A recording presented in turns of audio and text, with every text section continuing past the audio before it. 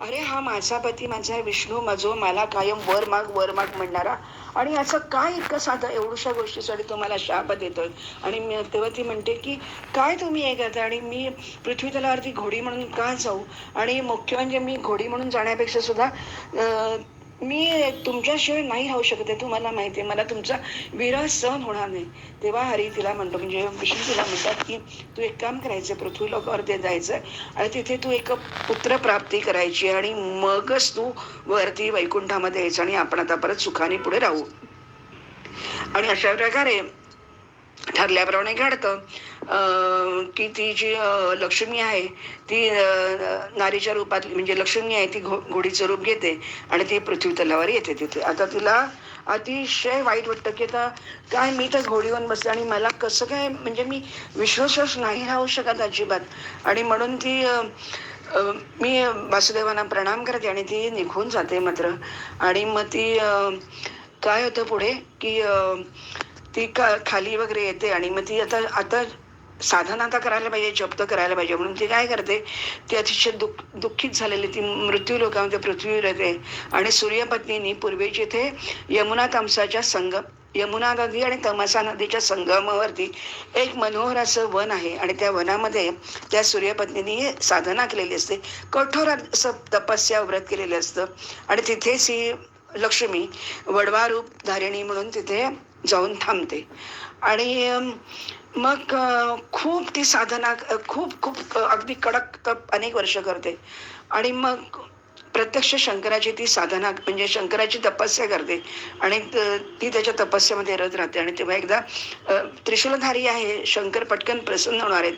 मग शंकर गौरी सकट, आज हरताळ काय, गौरी सकट येतात तिथे आणि आपल्या गणासकट येतात आणि तिला विचारतात की अगो समुद्रकन्या लक्ष्मी, थोडं घोडीचं रूप इथे घेऊन का आली आणि अवशी कठोर तपश्चर्या काय करते, आणि तू तर माझं तपश्चर्या का करतेस?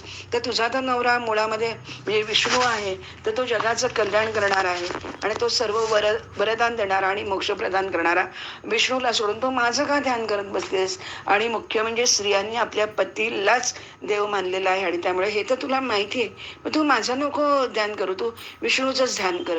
तर तेव्हा ती म्हणते लक्ष्मी की माझ्या पतीनेच जर का मला शाप दिलाय तर मला उद्धार करण्यासाठी कोणाचा तरी आधार घ्यायला पाहिजे. आणि मी आता अशी एकाकी पडलेली आहे आणि त्या शापातून त्यांनी मला सांगितलेलं आहे की तू शापमुक्त आणि मग तू वैकुंठ धामामध्ये ये. आणि तर ते म्हणतात की ठीक आहे ना, काय हरकत आहे, तू तुझं शाप होईल, आज जाऊ द्या, पूर्ण होईल, तुझं वेळ पूर्ण होईल आणि तू जाशील. तर तेव्हा ती म्हणते की तुम्हाला माहिती आहे का, विष्णूंनी मला सांगितलंय की तू पृथ्वी लोकामध्ये घोडी रूपामध्ये जाणे, तिथे तू एक पुत्र निर्माण कर आणि मग तू ये. आता तुम्ही मला सांगा, विष्णू प्रत्यक्ष वैकुंठात राहतात आणि मी इथे पृथ्वी तलावर घोडीच्या रूपामध्ये आहे, तर कसा काय मला पुत्र होणार आणि कधी मी तो पुत्र जन्माला घालणार आणि मी परत वैकुंठामध्ये माझ्या भगवंताजवळ, माझ्या पतीजवळ, माझ्या देवाजवळ मी जाऊन राहीन. तर तेव्हा मग आता शंकराच्या ते सगळं लक्षात येतं की काय चाललेलं आहे म्हणून. आणि म्हणून मग शंकर म्हणतो तू काही काळजी करू नको, तुला पुत्र होईल. प्रत्यक्ष विष्णूच, मी असं काही एक करतो की विष्णूच तुझ्या इकडे येतील आणि ते स्वतःच घोड्याचं रूप घेतील आणि तुम्ही दोघं घोडाघोडी मिळून एक पुत्र जन्माला घाल आणि तुम्ही वैकुंठामध्ये परत पूर्वीसारखं आनंदात राहाल. आणि म्हणून मग शंकर आपल्या दूताला पाठवतो आणि वैकुंठामध्ये, तेव्हा विष्णूला ते सगळं माहितीच आहे काय चाललंय वगैरे ते. आणि मग तो दूताला जे जे काही शंकराने सांगितलंय तसंच्या तसं तो सगळं विष्णूला सांगतात. आणि मग तेव्हा तो विष्णू म्हणतो की ठीक आहे, मी जातो तिथे आणि म्हणजे घोडा बनवून राहतो. आणि मग तेव्हा ते म्हणतात की पण लक्ष्मी विचारते की ते नक्की खाली येतील ना वगैरे असं, आणि आम्ही घोडाघोडी होऊन म्हणजे पुत्र जन्माला येईल आणि होईल ना. तर तेव्हा शंकर पहिल्यांदा तिला विचारतो की पण तुला कसं कळलं की मी तुझा म्हणजे मी तुझा उद्धार करू शकेन म्हणून. तर तेव्हा ती सांगते जेव्हा मी समुद्र मंथनातून बाहेर आले तर तेव्हा मी विष्णूकडे बघितलं तर सर्व ऋषी मुनी, सर्व गंधर्व, यक्ष, किन्नर होते आणि ते सर्वजण विष्णूचीच पूजा, म्हणजे विष्णूच सगळ्यांना हवा होता. आणि म्हणून मग मी पण ठरवलं की आपणही विष्णूंनाच म्हणजे विष्णूला पतिरूपामध्ये वरूया. आणि म्हणून मी त्यांना वरण केलं. आणि आम्ही जेव्हा वैकुंठात राहायला लागलो तेव्हा ते जेव्हा ध्यानात बसायचे तेव्हा मी त्यांना विचारायचे, तुम्ही तर सबंध त्रिलोकपती आणि तुम्ही काय ब्रह्मांडचे पती आहात आणि तुम्ही कोणाचं ध्यान करता? तेव्हा ते विष्णू सांगतो की मी शंकराचं ध्यान करतो. तशी ती म्हणते, शंकराचं ध्यान तुम्ही करता? तुम्ही तर तेव्हा तो विष्णू सांगतो की शंकर आणि मी एकच आहोत. मी विष्णू शंकराचं ध्यान करतो आणि शंकर आणि विष्णूचं ध्यान करतो. आमच्या दोघांमध्ये काहीही कोणामध्ये फरक नाही. आणि म्हणून अशा प्रकारे, आणि म्हणून मी प्रसन्न झालो आणि तुला नक्की याच्यातून तू मोकळी होशील. आणि अशा प्रकारे विष्णू तिथे तो घोड्याच्या रूपामध्ये दोघंही कामातूर होतात आणि त्यांना एक म्हणजे सुंदर विष्णूच्याच रूपाचं म्हणजे मुलगा जन्माला येतो. आणि मग ते सांगतात, चल तू आता तुझं हे रूप आवडतं घे घोडीचं आणि तू सुंदर पहिल्यासारखीच लक्ष्मी आणि चल माझ्यावर वैकुंठामध्ये चल. आणि ते पण त्यांचं रूप त्यागून देतात घोड्याचं आणि ते निघून जातात. आणि म्हणजे ते जाण्यासाठी उभे राहतात. तेव्हा ती म्हणते की नाही, एवढा सुंदर मुलगा जर का मला झालेला आहे तर मी हा मुलगा घेऊनच वर येणार. तर तेव्हा ते सांगतात की नाही, हा मुलगा तुझ्यासाठी मी तुझ्यासाठी ह्याला जन्माला घातलेलाच नाहीये. तर ह्या मुलाचं कथा वेगळी आहे की हा जो मुलगा आहे तो पृथ्वीवर ते ययाती नावाचा जो राजा आहे, तर त्याला त्याचा मुलगा होता हरिवर्मा, तर त्याला मी शब्द दिलेला आहे की तो अनेक वर्ष तप करतोय आणि त्यांनी मागितलं होतं की मला तुमच्यासारखा पुत्र जन्माला आला पाहिजे, पण त्याला काही अजून पुत्र झालेलं नाही, तर हा पुत्र मी त्याला देणार आहे. आणि म्हणून हे सगळं कथानक मागे घडलेलं आहे. लक्षात घ्या तुम्ही की भक्तासाठी भगवंत काय करतो. आपण बऱ्याचदा मधल्या काही कथा ऐकल्यानंतर आपल्याला असं वाटलं की हे काय सगळं विचित्रपणा, कोणी काय करतं, कोणी काय करतं, कोणी काय करतं, असं नाही आहे. हे सगळं कर्म आणि ही सगळी फळं आणि त्याच्यामागे त्यानुसार या कथा घडतात आणि त्यानुसार जन्म होतात आणि त्यानुसार त्यांना भोग प्राप्ती होते. तर अशा प्रकारे तो मुलगा जन्माला तिथे येतो, त्याला ते सोडतात निघून जातात. तर तेव्हा एक गंधर्व असतो, तो चंपक नावाचा विद्याधर, तर तो आपल्या पत्नी तो तिथे येतो आणि बघतो की एवढा देवपुत्र, एवढा सुंदर मुलगा, एवढा कोण आहे आणि ह्याला टाकून का गेलेत वगैरे. आणि म्हणून तो खूप आनंदित होतो कारण त्यांनाही मूल झालेलं नसतं. तर तेव्हा तो विचार करतो की आपण ह्याला घेऊन जाऊया, पण तो म्हणतो की नको, हा कोणाचा आहे माहिती नाही, देवता दानव गंधर्वाचा कोणाचा आहे. आपण असं करू, इंद्राकडे जाऊ पहिला आणि इंद्राला विचारू आणि इंद्राच्या आज्ञेने आपण ते बाळ आपल्याकडे घेऊ. आणि म्हणून तो अश्वरूपधारी भगवान विष्णूचं पुत्र जो आहे, तर हाय संज्ञक जो मुलगा आहे तो लक्ष्मीचा आहे. आणि म्हणून इंद्र त्याला सांगतो, म्हणजे ही सगळी कथा की लक्ष्मी आणि विष्णूनी घोड्याच्या रूपामध्ये इथे खाली आले आणि त्यांच्यापासून हा वंशाचा मुलगा जन्माला आला आहे. आणि तो ययातीच्या हरिवर्मा नावाचा मुलाचा साठी हे बनवलेलं आहे सगळं. त्यामुळे तू ते काही घेऊ नको, कारण ते त्याच्यासाठीच आणि तू एक काम कर, आता कुठच्याही क्षणी विष्णू ते हरिवर्माकडे जातील आणि त्याला सांगतील की तुझ्यासाठी मूल तिथे मूल ठेवलेलं आहे आमच्यापासूनचं, तर तू मात्र त्याला ते पटकन घेऊन जा. म्हणून तू एक काम कर, पटकन त्याला सांगतात की तू त्याला लगेच तू त्याला तिथेच ठेव, तू उचलू आणि पटकन निघून जा. म्हणून अशा प्रकारे ते दोघं जण तिथे येतात आणि ते बघतात आणि त्या बाळाला उचलून घेतात. त्या हरिवर्मा त्याला उचलून घेतो आणि त्याचं नाव एकवीर असं ठेवतो. आणि म्हणून तो म्हणजे अशा प्रकारे विष्णू किती आश्वासन देतो आणि काय काय करायला लागतं हे हा एक जाता जाता भाग बघण्यासारखा. आणि म्हणून तो एकवीर नावाने तिथे प्रसिद्ध होतो. त्याचं जातकर्म सर्व विधी वगैरे सगळे करतात, त्याचं सगळं काही व्यवस्थित त्याचं चाललेलं असतं. आणि तो ययाती नंदन आहे, तो यमुना आणि तमसा नदीच्या ह्याच्यावरती येतो तिथे तीर्थावरती आणि त्या पुत्राला घेतो आणि तो निघून जातो. आणि आता लक्ष्मी आणि मग तो सांगतो की हा लक्ष्मी आणि विष्णूचा पुत्र आहे हरिवर्माला तो सांगतो. आणि मग हरिवर्मा आनंदित होतो, यथावकाश तो मुलगा मोठा होतो आणि या हरिवर्मा नंतर तो स्वर्गप्राप्ती होते त्याला. आणि मग नंतर आता हा प्रत्यक्ष एकवीर त्याचं नाव आहे. आणि तो एकवीर जो आहे तर तो आता राजा होतो, त्याची सगळी राजसिंहासनावर बसतो. आणि तो नेहमीप्रमाणे एक दिवशी असाच शिकारीला गेलेला असतो आणि शिकारीला गेल्यानंतर तो पाहतो की एक अतिशय सुरेख अशी मुलगी तिथे रडत बसलेली आणि ती का रडतो आणि माझ्या राज्यामध्ये ही रडणारी दुःखित मुलगी कोण आहे. म्हणून तो तिच्याजवळ जातो, तिला विचारतो की हे मुली तू कोण आहे, तुझे पिता पती कोण आहे. तर आणि तुझी रडतेस का, आणि माझ्या राज्यामध्ये असं रडलेलं कोणी दुःखी असलेलं मला काही आवडत नाही, काही कठीण काही प्रसंग वगैरे आला असेल तर मी त्याच्यातून तुला बाहेर काढते आणि तू मला सांग काय आहे ते वगैरे असं. आणि म्हणून मग तिचं नाव यशोवती आहे. तर तेव्हा ती सांगते की मी राजा रभ्याचा राजा रैब्य म्हणून होता. तर त्या राजाला काही मूल होत नव्हतं आणि म्हणून त्यांनी यज्ञ केला आणि ते यज्ञातून तुपाच्या आहुती दिल्यावर त्याच्यातून अतिशय अतिशय तीव्र तेजस्वी आणि अग्निसमान कांतीची अशी एक मुलगी जन्माला आली आणि त्या ऋषीने त्या रभ्य राजाला ती मुलगी प्रदान केली आणि त्या मुलीचं नाव आहे एकावली. आणि ही जी एकावली आहे तर तिचं काय आहे की तिला एकावली ही रभ्य रभ्य राजाची मुलगी आणि यशोवती ही मी त्याच्या मंत्रीची पुत्री आहे. त्या मंत्र्याची मुलगी आणि ही राजाची मुलगी आहे. मी यशोवती आणि ती एकावली. पण गंमत अशी आहे की मी आता अशासाठी रडते की ही जी एकावली येते ती अतिशय कमळाचा तिला अतिशय वेड आहे आणि म्हणून ती जिथे दिसेल कमळाचं सरोवर दिसलं की तिथे जाते, ती धावत आणि कमळ उचलून काढून घेते.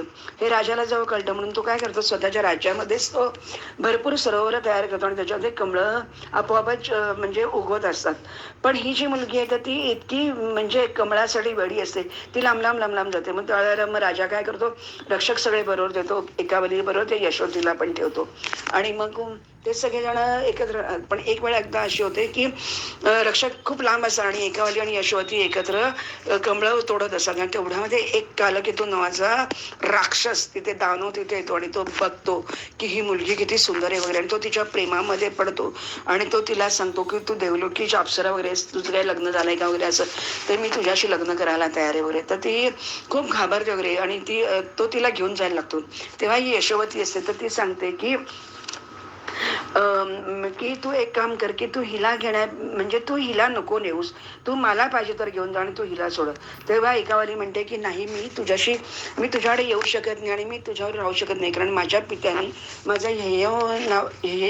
हय्य वंशाच्या मुलाबरोबर, एकवीर नावाच्या मुलाबरोबर माझं त्यांनी लग्न ठरवलेलं आहे आणि तुला तर माहिती आहे की आमच्याकडे म्हणजे जो पती निवडला जाईल पित्याकडून त्याच्याशीच आम्हाला लग्न करावं लागतो, त्यामुळे मी तुझ्याशी कधीच लग्न करू शकणार नाही. परंतु हा कालकेतू इतका तिच्या प्रेमात पडतो आणि तो काय करतो की तिला तो घेऊनच जातो. त्याच्यावरही यशोवती तिच्या मागे मागे मागे रडत जाते.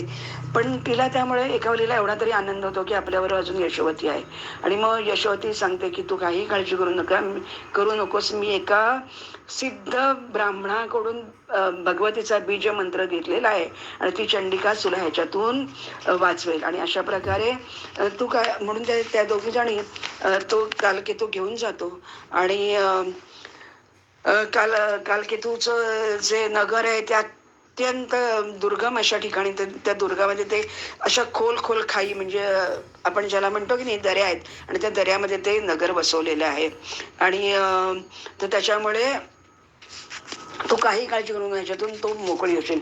आणि म्हणून ती काय करते, ती दिवस रात्र जगदंबिकेचा जप करत असते. तेव्हा प्रत्यक्ष चंडिका देवी स्वप्नामध्ये येते आणि ती तिला सांगते तू झोपलीस काय. या यशोतीला म्हणते तू एक काम कर की हय्य नावाचा एकवीर नावाचा जो मुलगा आहे तो दत्तात्रयांच्या महाविद्या नामक श्रेष्ठ मंत्र घेऊन त्याला प्रदान केलेला आहे आणि तो माझीच अखंड उपासना करतो आणि तो महामती एकवीर जो आहे तो तुमची दुःख दूर करेल. तर तो तिथे पहिल्यांदा तिथे जा आणि त्या नदीकाठी जाऊन बस आणि म्हणून तो येईल तिथे गंगा तटाकी आणि तो तुला याच्यातून मोकळा करेल आणि एकावलीशी तो विवाह करेल. आणि म्हणून ती तिथे जाते आणि मग तेव्हा ती सांगते की म्हणून मी ते आले.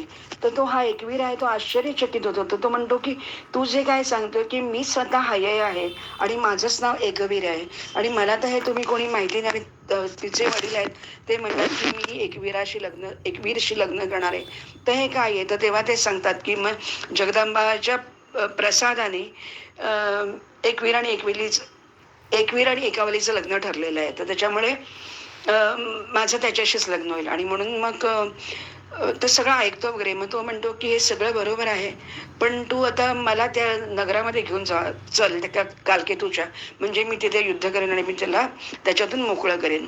तर म्हणून मग ती सांगते की ही यशोवती सांगते की भगवती जगदंबाचा सिद्ध प्रदायक असा एक मंत्र तुला पहिल्यांदा ग्रहण करायला लागेल आणि त्याच्यामुळे तू वाशील आणि तू त्या सेनेवरती युद्ध करशील, कालकेतूला मारशील आणि तुम्ही दोघं जण बाहेर पडाल. आणि अशा प्रकारे तो मंत्र योगेश्वरीचा घेतो म्हणजे तो पावन होतो आणि मग तो जातो प्रत्यक्ष तिथे आणि ते मधलं युद्ध वगैरे खूप होतं वगैरे आणि मग तो कालकेतूला मारून टाकतो. आणि मग यशोवती पाहते की एकावाली तिथे अगदी अशी विपन्न अवस्थेत बसलेली रडत असते. मग ती सांगते की काही काळजी करू नको, कालकेतू तर आता मेलेला आहे आणि प्रत्यक्ष एकवीर जो ज्याच्याशी तुझं लग्न होणार होतं तर त्यानेच तुला आता आपल्याला ह्याच्यातून बाहेर काढलेलं आणि म्हणून तू घाबरू नको. आता आपण तो तुला आपल्याला आपल्या घरी घेऊन जातो आहे. आपण राजवाड्यात जो आपल्या राजांना म्हणजे तुझ्या वडिलांना तू भेट आणि मग तू तिथे सुखे नाही वरा आणि मग तू एकवीराशी तुझं लग्न होईल. आणि म्हणून राजाकडे हे सगळेजण तिघजण जातात आणि मग यशोवती सगळा वृत्तांत त्याला सांगते आणि म्हणून मग ते नंतर त्यांचं लग्न होतं. एकवीर आणि एकावली. आता एकवीर म्हणजे कोण आलं लक्षात ना तुमच्या? एकवीर म्हणजे जो लक्ष्मी आणि विष्णू दोघं घोडाघोडी होऊन त्यांनी जे हरिवर्माला जे पुत्रप्राप्ती करून दिलेले असते तो हा एकवीर. पण मग हा आता एकवीर कोण आहे तर लक्ष्मीपुत्र एकवीर हा आहे की जो कृतवीर्य नावाचा एक पुत्र त्याला झालेला होता एकावरीपासून. म्हणजे ही जी आता या दोघांना पुढे काय होतं, एकवीर आणि एकावरीला जो मुलगा होतो तर त्याचं नाव कृतवीर्य असं ठेवलं जातं. आणि हा कृतवीर्य कोण आहे तर कृतवीर्य हा कार्तवीर्य म्हणजे सहस्रार्जुन जो आपण सुरुवातीला कथेला आपण नाव घेतलं होतं की सहस्रार्जुन, अर्जुन त्याचं नाव म्हणजे सहस्र त्याला भाऊ आहेत. तर तो कृतवीर्याचा कार्तवीर्य हा मुलगा आहे. म्हणून तो हयवंश म्हणजे हा जो सहस्रार्जुन अखंड यज्ञ करून जो संपत्ती वाटत होता तर ते त्यांचं एकमेकांकडे परत तसं जातं, ज्याचं धन त्याच्याकडे जातं आणि अशा प्रकारे हयवंश आणि भृगुवंश हे परत एकत्र येतात. अशा प्रकारे हे खूप सुरेख असं एक वर्णन इथे त्यांनी त्याच्यामध्ये केलेलं आहे. आता आपण पुढे जातो आहोत की व्यास महर्षी आणि जन्मेजय असं ते बसलेले असतात आणि ते म्हणतात की तेवढ्यामध्ये व्यासजी म्हणतात की एकदा असंच घडतं की नारद मुनी आहेत ते त्यांची महती नामक वीणा जी आहे, महती नावाची त्यांच्या वीणेचं नाव काय तर महती आहे.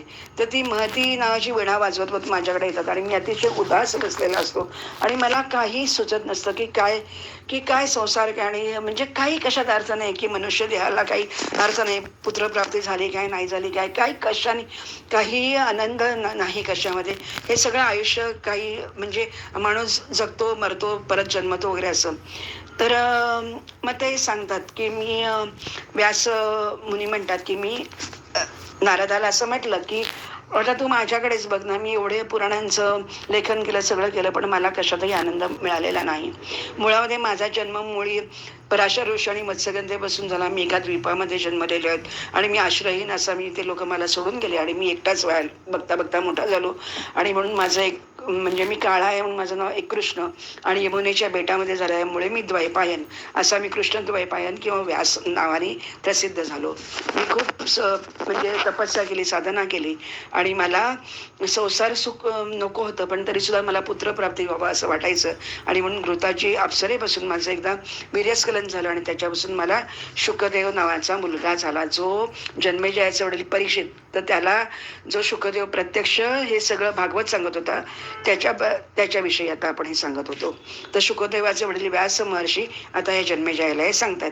आणि मग काय झालं, तो शुकमुनी खूप मोठा झाला कारण तो प्रत्यक्ष शंकराचा तो अवतार आहे आणि म्हणून त्याला फक्त वैराग्य हवं असतं आणि त्याला यातलं काही नको असतं. आणि म्हणून तो एक दिवशी काय होतो सुमेरू पर्वतावरती निघून जातो आणि तो तिथेच म्हणजे शंकरामध्ये विलीन होतो. त्यामुळे मला पुत्रप्राप्ती होऊन सुद्धा मी परत मला मुलगा नाहीच आहे म्हणजे नाहीच आहे. पण आता इथे एका बाजूला काय होतं की जेव्हा माझी माता मत्स्यगंधा म्हणजे तिचं नाव नंतर सत्यवती आहे तर ती सत्यवती एकदा हा सगळा संसार वगैरे खोटा आहे आणि मग सत्यवती एकदा माझी आठवण काढते असं मला लक्षात येतं. कारण काय आहे, मी जेव्हा म्हणजे जन्माला येतो तेव्हा मी तिला सांगितलेलं असतं की जेव्हा तू माझी आठवण काढशील तेव्हा मी तुला भेटायला येईन. आणि म्हणून मी तिला भेटायला गेलो आणि मग तेव्हा माझ्या असं लक्षात आलं की माझी माता आहे ती विधवा झालेली आहे. तर आता काय होतं की या विधवेला म्हणजे शंतनूपासून तिला विचित्रवीर्य आणि चित्रांगद असे 2 मुलगे होतात. आणि मग नंतर चित्रांगद आहे तो चित्रांगद गंधर्वाकडून एकदा युद्धामध्ये मारला जातो आणि विचित्रवीर्य आहे तर त्याला मात्र आता राजावरती बसवतात. पण मग आता त्याचं लग्न करायची वेळ होते म्हणून भीष्म काय करतो भीष्माला ती सांगते की तुला राजगादीवर बस, पण ती नाही सांगते. आणि म्हणून मग तो विचित्रवीर्याला राजावर बसवतात. आणि म्हणून काशी लग्नाची वेळ होते, म्हणून काशी राजाच्या ज्या दोन मुली आहेत तर त्यांच्याबरोबर त्याचं लग्न होतं. म्हणजे अंबिका आणि अंबालिका, त्याच्यापैकी अंबा निघून जाते पुढे. तपाल आणि अंबिका आणि अंबालिकेला विचित्रवीर यांच्या पत्नी होतात त्या. आणि मग विचित्रवीर्यांची त्या दोघी पत्नी वगैरे होतात, पण विचित्रवीर्याला नंतर म्हणजे आपण ज्याला टीबी म्हणतो, यक्ष्मा होतो मी त्याला, आणि तो मृत्यू पावतो. परत आता या गादीवरती कोणी नाही, आणि म्हणून आता प्रश्न पडतो. आणि म्हणून मग भीष्म आणि ही सत्यवती ठरवतात की आपण व्यासांना पाचारण करूया. आणि मग तेव्हा त्यांनी सांगितलंय की 13 प्रकारचे पुत्र आपण जन्माला घालू शकतो. आणि म्हणून ते व्यासाला ती सत्यवती सांगते की तू असं काम कर की विचित्रवीर्याच्या ज्या 2 पत्नी आहेत तर त्यांच्यापासून तू पुत्रप्राप्ती होते, म्हणजे राजाला राजवंश मिळाला. आणि म्हणून व्यास म्हणतात की एक म्हणजे शुकाचा शोक माझा आवरला आणि मी इथे आलो. आणि म्हणून ते अंबालिकेला ऋतुमती असताना ते तिच्यावर समागम करतात. तर जेव्हा ती तिथे जाते तेव्हा ती बघते त्यावेळेला व्यास असे काळे जटा वगैरे वाढलेले, आणि असं ते क्रूप रूप बघून ती अतिशय घाबरते आणि ती डोळेच मिटून घेते. आणि ते डोळे मिटून घेतल्याबरोबर मात्र त्यांना खूप राग येतो व्यासमुनींना, आणि ते सांगतात की तू आंधळी होशील, आणि म्हणून मग तुला पुत्र होईल नक्की, पण तो आंधळा होईल. आणि मग नंतर म्हणून मग ती विचारते सत्यवती वगैरे की काय झालं का वगैरे. तर तो म्हणतो, म्हणजे व्यास म्हणतात की हो नक्की मुलगा होणार, पण तो आंधळा होईल कारण मी तिला शाप दिलाय. तर तो विचारते की अगं अरे आंधळा पुत्र कसा माझा म्हणजे राज्य सांभाळ करणार. मग तो तर असं कर की तू अंबालिकेला आता तू परत तिच्यापासून समागम करणी होईल. म्हणून ती अंबालिका बरोबर तो जातो. म्हणजे समर्षी हे करतात. तर ती अंबालिका बघते की हा कसला एकदम अगदी ती पिवळी वगैरे पडते, ती घाबरून जाते. आणि म्हणून पीतवर्णाची ती मुलगी बघितल्यानंतर व्यास तिला म्हणतात की तुला मुलगा होईल, पण तो पंडुरोग होईल त्याला, म्हणजे तो पांढरा ज्याला आपण कोड वगैरे म्हणतो ना, तर तसा तो पंडू नावाने प्रसिद्ध होईल, पण तो पुढे खूप प्रसिद्ध म्हणजेच होईल म्हणजे. आणि म्हणून अशा प्रकारे धृतराष्ट्र आणि पंडूंचा जन्म होतो. आणि म्हणून मग पंडू म्हणजे काय होतं, धृतराष्ट्र आंधळा असतो म्हणून त्याला काही बसवत नाहीत ते गादीवर. आणि मग काय होतं की आता पंडू आहे त्याच्यानंतर, म्हणून मग ती परत एकदा सत्यवतीला वाटतं की अजून एक आपण परत एकदा व्यासांना सांगूया. म्हणून ती परत व्यासांना सांगते की तू परत एकदा अजून एकदा तू मी गर्भ निर्माण करा. आणि म्हणून ती काय करते, तिची आता त्याची जी सून आहे तिची, तर ती काय करते, त्या विचित्रवीर्याची जी दासी असते तर तिला तिचा साजशृंगार करते आणि तिला त्या व्यासांकडे पाठवून देते. आणि ती कशी, एक तर ती दासी आहे त्यामुळे तिला राणीचं सगळं मानलंच पाहिजे आज्ञा, आणि ती अगदी शांतपणाने त्यांचा समागम होतो. तेव्हा व्यास महर्षी खूप आनंदित होतात आणि तिला सांगतात की तुला खूप छान असा प्रसिद्ध असा विदुर नावाचा मुलगा होईल. आणि तो म्हणजे विदुर नीती म्हणून, म्हणजे ज्याला आपण म्हणतो की नाही की काही कोणाला विचारायचं असेल तर विदुरापासून विचारून घ्यायचा, असा तो विदुर जन्माला येईल. आणि अशा प्रकारे आता तो विदुर जन्माला येतो. आणि ह्या 3 जण त्यांचं तर पुढेच, म्हणजे मला बघता बघता हे 3 मुलगे होतात आणि मी खूप आनंदात असतो. आणि म्हणून इकडे काय होतं की धृतराष्ट्राचं गांधारीबरोबर लग्न होतं, पंडूचं कुंती आणि माद्रीबरोबर लग्न होतं. पण नंतर धृतराष्ट्र आंधळा असल्यामुळे पंडू राजावर बसतो. आणि पंडू राजावर बसल्यानंतर की काहीतरी त्याला शाप मिळतो. आणि म्हणून मग ते एका ऋषीला त्यांनी समागम करताना त्या पत्नीबरोबर त्याला शाप मिळतो. आणि म्हणून ते 2 जण वनामध्ये 3 जण निघून जातात.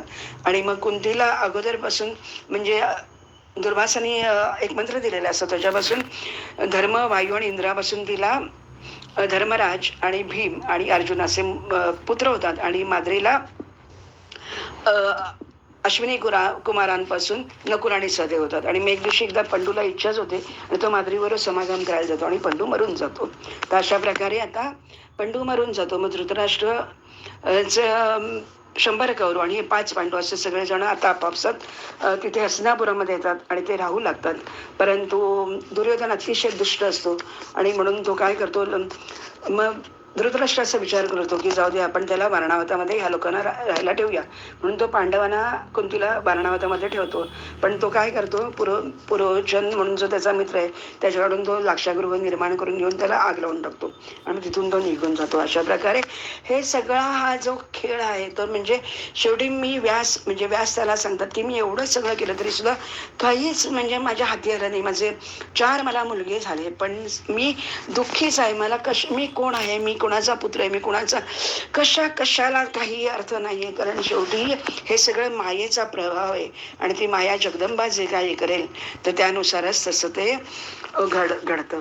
आता आपण इथून पुढे एक दुसरी कथा पाहूया. नारद मुनी आणि त्यांचा जो भाचा म्हणजे त्यांच्या बहिणीचा मुलगा असतो पर्वत नावाचा, तर ते दोघे जण एकदा स्वर्गातून खाली उतरतात आणि म्हणतात आपण पृथ्वी प्रदक्षिणा करायला जाऊया आणि आपण बघू कुठे कुठे काय काय तीर्थ, पर्वत, नद्या, नाले काय आहेत ते आपण बघूया. आणि मग आपण सगळं फिरत फिरत एक दिवशी आपण इथे येऊया. पण मात्र आपण एक करायचं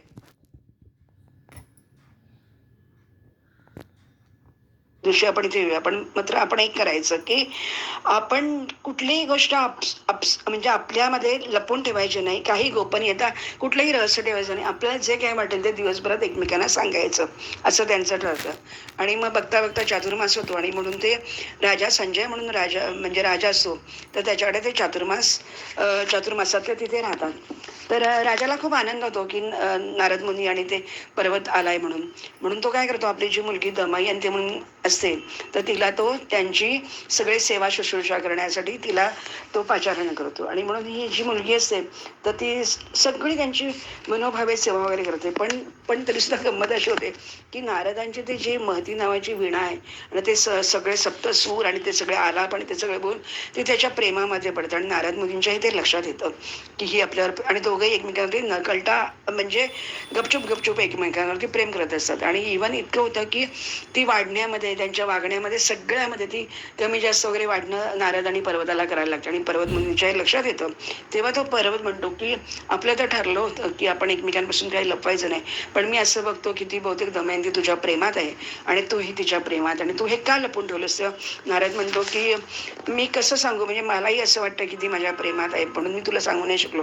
तेव्हा त्या पर्वत मुनीला खूप राग येतो आणि लगेच तो पर्वत मुनी नारदाला शाप देतो की तू बंदर होशील, म्हणजे तू माकड, म्हणजे माकडाचं तोंड म्हणजे तुझं होऊन जाईल, तू माकडासारखा दिसशील, मरकट मुख तुझं होईल. आणि मग तो म्हणतो की एवढ्या शापाचा म्हणजे तू मला शाप देतो तर मी पण तुला सांगतो की तू सुद्धा स्वर्गामध्ये कधीच आता स्वर्गाचा अधिकारी होणार नाही. तुला कायम अखंड या मर्त्य लोकांमध्ये पृथ्वीवरतीच तुला कायम वणवण भटकायला लागेल.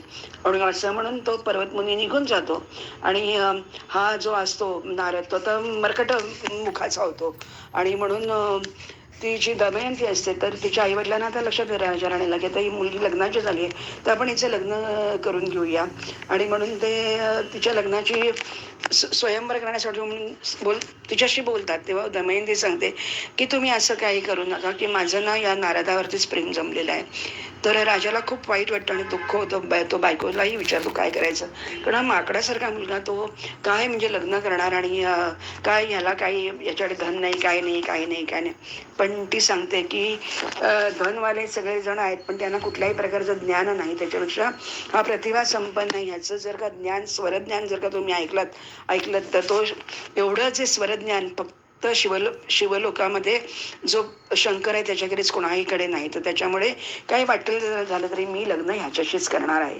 आणि म्हणून मग शेवटी नाईलाजाने त्या नारद म्हणजे वानर, आता त्या वानर मुखाकडे त्या दमयंतीचं लग्न होतं. तिला काहीच वाटत नाही, खूप आनंदात वगैरे असते, त्यांना मुलं वगैरे व्यवस्थित भरपूर होतात. पण तो मात्र कायम नेहमी असा उदास असायचा. आणि पण ती खूप आनंदात असते, ती त्याची सेवा शुश्रूषा तशीच करते. मग काही काळ निघून जातो आणि पर्वतमुनी परत इथे येतो. आणि पर्वतमुनी बघतो की नारदाचा तर म्हणजे मरकट आहे, तो मरकट मुख झालेला आहे, पण त्याचं लग्न झालं आणि तो दमयंती बरोबर सुखामध्ये. मग त्याला खूप वाईट वाटतं की हे आपण काय करून बसतो, कशासाठी आपण त्याला शाप दिला. आणि म्हणून तो शाप त्याचा मागे घेतो आणि तो म्हणतो की तू पूर्वीसारखा नारद होऊन राहशील. आणि मग तेव्हा तो पर्वतमुनीचा पण शाप मागे घेतो आणि आपण ते दोघे जण सुखात होतात आणि ते दोघे जण आता स्वर्गामध्ये निघून जातात.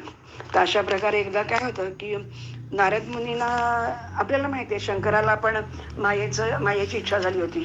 आणि म्हणून ते म्हणजे ही जी मोहमाया आहे ती ठगीने इतकी सुंदर आहे. ती मोहिनी समुद्र मंथनातून पण बाहेर येत आणि तेव्हा ते अमृत वगैरे कसं वाटतं, ती मोहिनी आहे ना, तर ती कोणालाही म्हणजे मोहात पडते. त्याच्यानंतर आपण बघितलं होतं की हे जे राक्षस असते तर त्यांना सुद्धा ती मोहात पडते आणि मग ती विष्णू त्यांचा म्हणजे मधुकैटभांना ते विष्णू मारून टाकतो. अशा प्रकारे ही जी मोहिनी आहे, जगन्माता आहे, तर ती बरेच काही काही काही असे सगळ्यांना मोहात पडते. तर एकदा नारद असंच काय होतं, विणा वाजवत एक दिवशी मती नावाची त्याची विणा घेतो आणि विष्णूचं दर्शन करायला म्हणतो तिथे जातो. आणि विष्णूचं दर्शन करायला म्हणतो तिथे जातो वैकुंठ लोकामध्ये. तर त्याच्या जवळ लक्ष्मी अगदी म्हणजे ते दोघं जण क्रीडा करत असतात, ते बघतात. तर म्हणून ती काय करते, पटकन लक्ष्मी त्याला पाहते आणि पटकन अंतःपुरात निघून जाते. तर नारदाला आश्चर्य वाटतं. तर तो म्हणतो की मी काय तुमच्यासाठी नवीन नाही, ती मला लक्ष्मी मातासारखी आहे आणि मी काय कोणी असुर नाही, काही नाही, नीच नाही, धूर्त नाही. आणि मी तर इंद्रिय, क्रोध आणि मायेला मी माझ्या ताब्यात ठेवलेलं आहे. मी एक तपस्वी आहे. तेव्हा भगवान विष्णू म्हणतात की हो, अरे ब्रह्मा विष्णू महेश आम्ही सनक मुनी ह्या सगळ्यांना कोणीही मायेवर आजपर्यंत विजय मिळवला नाही. आणि तुझ्यासारखा तो माणूस मला म्हणजे सांगतोय की मी मायेवरती विजय मिळवलेला आहे. तर तुला तेव्हा तो म्हणतो की हो का? तर म्हणे म्हणजे बरोबर आहे.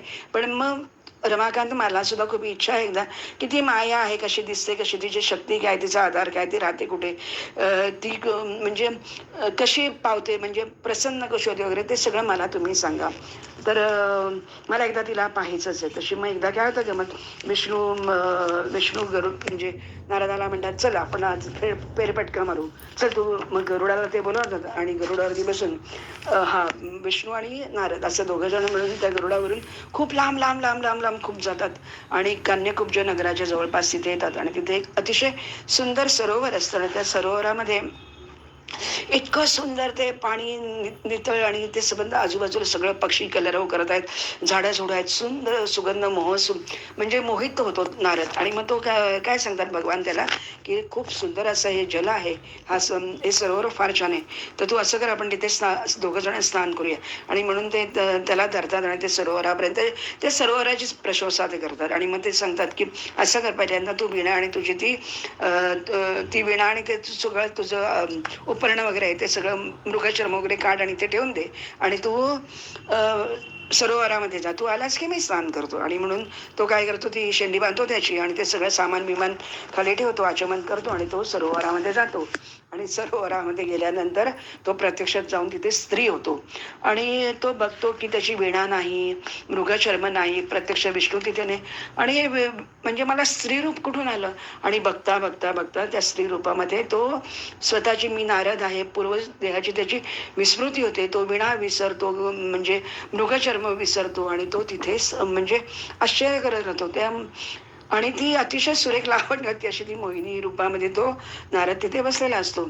आणि कर्मधर्म संयोगाने तेवढ्यामध्ये एक तालध्वज नावाचा राजा तिथे येतो आणि तो हिला म्हणजे आता नारद रूपी त्या स्त्रीला पाहतो आणि तो म्हणतो की अगं तू आहेस स्त्री कोण, एवढी सुंदर आणि तू एकटीच येते का?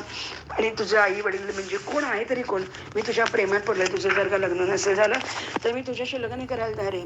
तर ती म्हणते की मलाच माहिती नाही मी कोण आहे, हे सरोवर कुठे, ही कन्या कोण आहे, मला कोणीच नाही, मी कुठे जाऊ, काय करू, मला काही कळत नाही, मी आश्रयहीन आहे.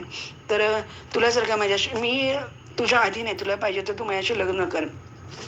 आणि म्हणून तालध्वज हिच्याशी लग्न करतो आणि तो अतिशय तिच्या प्रेमामध्ये पडतो. आणि म्हणजे तो सगळं काय विसरतो आणि फक्त एक मार्गी तो हिच्या प्रेमात ह्यांना बघता बघता 12 नाही 12 वर्षात 12 मुलं होतात. तो अजून तो आनंदात असतो. पुढे त्यांना अजून 8 पुत्र होतात आणि 20 पुत्रांची ही माता म्हणजे नारद, त्याला पुत्र होतात, पौत्र होतात, त्याच्यानंतर म्हणजे नातवंड पतवंड सगळी होतात. आणि मग पुढे एक दिवशी या दुसऱ्या एका नगरामधून सगळा दुसरा राजा येतो आणि ते सैन्यासकट तो या तालध्वज त्याचे पुत्र मित्र सगळे पौत्र सगळ्यांना तो म्हणजे तो हारून जातात, त्यांचा वध होतो, त्यांच्या सुना बिना सगळे ते हारून जातात आणि वध होतो. आणि मग तेव्हा तालध्वजाला अतिशय वाईट वाटतं आणि तालध्वज म्हणतो की कशी नियती आहे की तू आणि मी दोघंच जण उरलो आता आणि आपल्याला तर आता कोणीच नाही इथे अजिबात, आणि म्हणून मग आपण दोघे एकत्र राहूया. आणि असं म्हणून तसं तिथे बसलेली आहे ती पण खूप विलाप वगैरे करते की काय आयुष्य ना माझं, माझी एवढी मुलं वगैरे, मला खूप वाटायचं वा मी किती श्रेष्ठ म्हणजे स्त्री आहे की मला सगळं म्हणजे मला संसार सुख भरपूर आहे.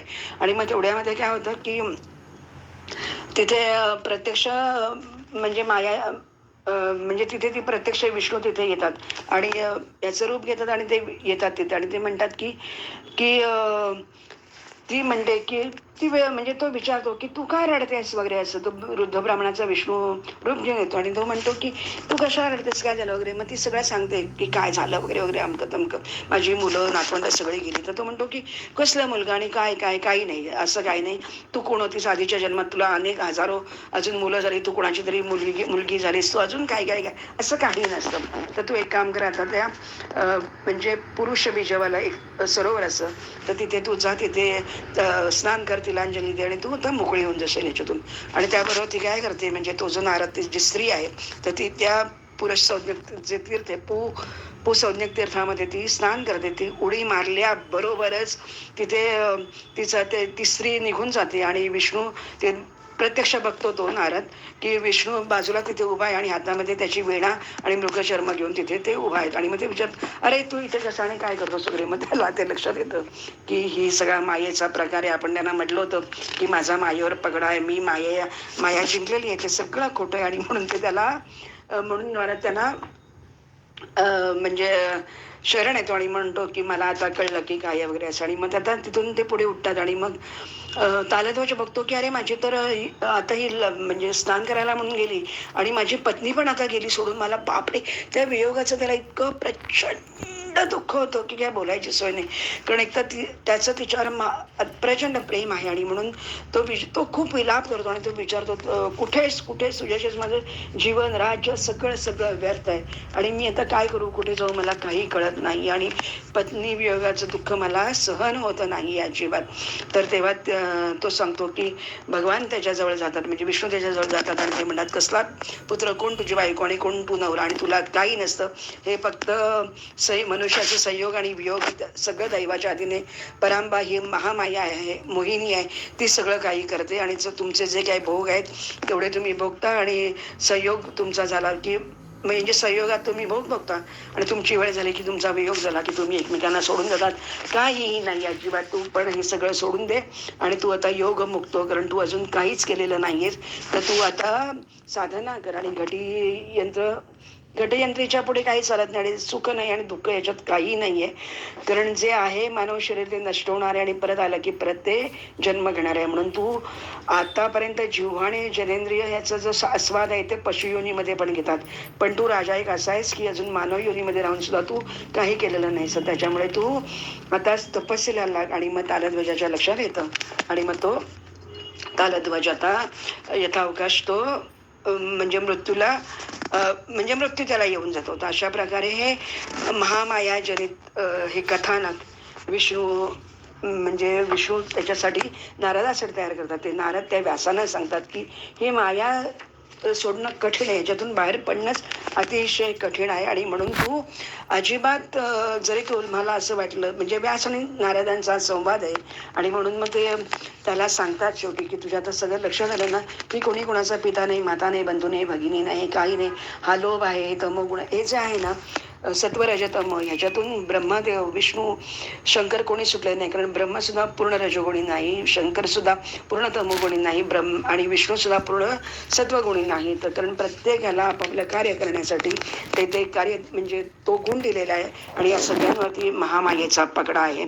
आणि म्हणून आपल्याला या महामायेचंच आचरण केलं पाहिजे, तिचीच साधना केली पाहिजे, तिलाच मागून घ्यायचं. आणि जर का तुम्हाला याच्यातून मोकळं व्हायचं असेल तर तुम्हाला म्हणजे देवी भागवताची त्याच्यासाठी रचना केलेली आहे, देवी भागवत त्याच्यासाठी रचलेलं आहे. आणि म्हणून आत्तापर्यंत 14 मनू होऊन गेलेले आहे आणि याच्यातून अजूनही कोणी तगलं नाही, सुटलं नाही. आणि ही माया जी आहे तर ती मायाच सगळं काही करते. ती परमेश्वरी अधिष्ठात्री सच्चिदानंद रूपिणी भगवती जगदंबा ध्यान, पूजन, वंदन आणि जप करून आपण तिला प्राप्त करून घेऊ शकतो. पण जर का तिला तिच्याकडे संसार मागितलं तर ती तुम्हाला परत तेच देते. म्हणजे पण जर का तुम्ही तिच्याकडे मुक्ती मागितली तर मात्र ती तुम्हाला मुक्ती देते. आणि त्याच्यासाठीच ही सगळी कथानकं, आख्यानं, ही चरित्र आपल्याला गायची आहेत. आणि कारण तो जो भुवनेश्वर आहे त्याचीही भुवनेश्वरी आहे. म्हणजे परमात्मा आणि पराशक्ती हे दोघं एकच आहे हे सांगण्याचं परत परत परत परत आपल्यावर बिंबवतात की कोणीही वेगळं नाही, एका जाण्याच्या दोन बाजू आहे. म्हणून प्रकृती आणि पुरुष जसं आपण म्हणतो की स्त्री पुरुष एकच आहेत, फक्त कार्यासाठी आपण वेगळे झालेलो आहेत आणि म्हणून कोणीही कोणाला कमी लेखू नका हे सांगण्यासाठी हे कथानक. कारण विष्णूपासून लक्ष्मी गेल्यानंतर विष्णू ही अतिशय शक्तिहीन होतो. शंकरापासून जेव्हा दक्षाच्या यज्ञामध्ये जेव्हा ती पार्वती आपला देह जाळून घेते तेव्हा शंकरही असाच वेढा पिसवतो, ब्रह्मदेव सुद्धा असंच. तर त्याच्यामुळे त्या सगळ्यांवरती अंकुश कोणाचा तर या महामायेचा, मोहिनीचा, त्रिलोक सुंदरीचा आहे, त्रिभुवनेशी आहे. आणि म्हणून तिचंच तुम्ही कायम चिंतन, बंधन आणि मनन करा आणि तुम्ही तिचा यज्ञ करा की त्याच्यापासून तुम्हाला मुक्ती मिळेल. अशा प्रकारे आज हा श्रीमद देवी भागवताचा पूर्वार्ध आपण आता पूर्ण केला. ह्याच्यामध्ये एकूण 6 स्कंद होते आणि आता उर्वरित म्हणजे उत्तरार्ध आपण आता उद्यापासून पाहणार आहोत. तर अशा प्रकारे ही झालेली सेवा भगवतीच्या चरणी अर्पण करते आणि पूर्वार्ध तिने आपल्याकडून म्हणजे तिच्याच कृपेने तो आपल्याला सांगता आला, ऐकता आला, बघता आला. आणि म्हणून आपण हेच मागणं मागूया की सदैव तुझी भक्ती दे, सदैव तुझं स्मरण ठेव आणि आम्हाला मुक्ती दे. हरिओम तत्सत, हरिओम तत्सत. तत्सत. श्री कृष्णार्पणमस्तु.